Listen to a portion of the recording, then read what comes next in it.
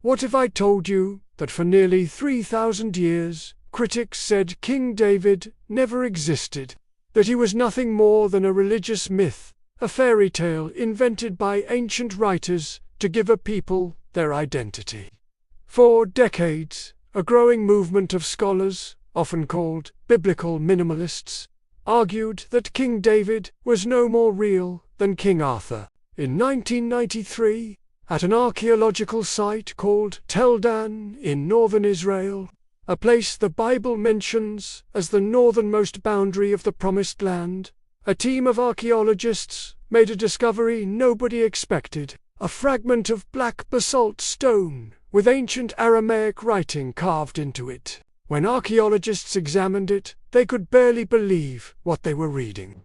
Right there, chiseled into stone approximately 2,800 years ago, possibly during the reign of Hazael, king of Aram, were the words Bitwid in English, the house of David. This wasn't a Bible verse. This wasn't a religious text.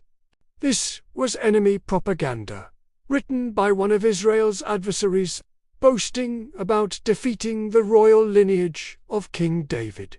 When your enemies write about you in stone, that's confirmation. There was zero archaeological evidence outside the Bible confirming King David's existence. Zero. This stele, carved just roughly 165 years after David's reign, is that proof. But here, surprise twist, that even many Christians don't know. The inscription doesn't just confirm David, it confirms a dynasty. The phrase House of David was how the surrounding nations referred to the entire kingdom of Judah. The royal line. The throne. Think about what that means. That's legacy. That's exactly what the Bible said, that God promised David, your house and your kingdom will endure forever before me. The enemies of Israel wrote that promise in stone without even knowing it. Now, to be fair, because truth demands fairness, some scholars did push back on the discovery. A small number argued that Bitwid might not mean House of David, that it could mean something else entirely. But the overwhelming consensus among archaeologists and linguists, archaeologist Avraham Byron, who led the Tel Dan dig, even Israel Finkelstein, one of the most prominent voices of biblical skepticism, acknowledged the inscription's significance. Today, the Tel Dan stele is on display at the Israel Museum in Jerusalem. You can see the proof your critics said didn't exist.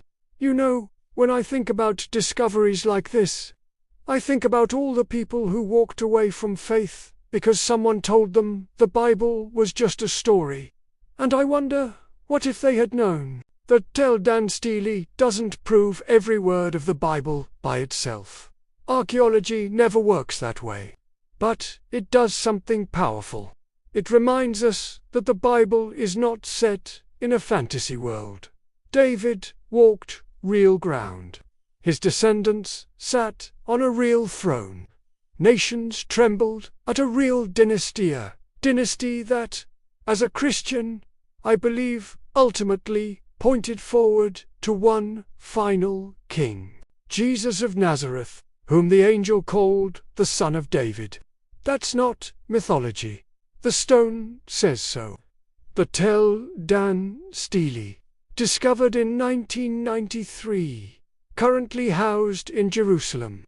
3 pieces of black basalt that ended a century of skepticism, because somewhere out there is someone who needs to know the stone exists. If you want to go deeper into discoveries like this that confirm the biblical record, hit subscribe, because we are just getting started. And if you've been wrestling with faith and history, drop a comment below. I'd love to talk. Until next time, keep digging.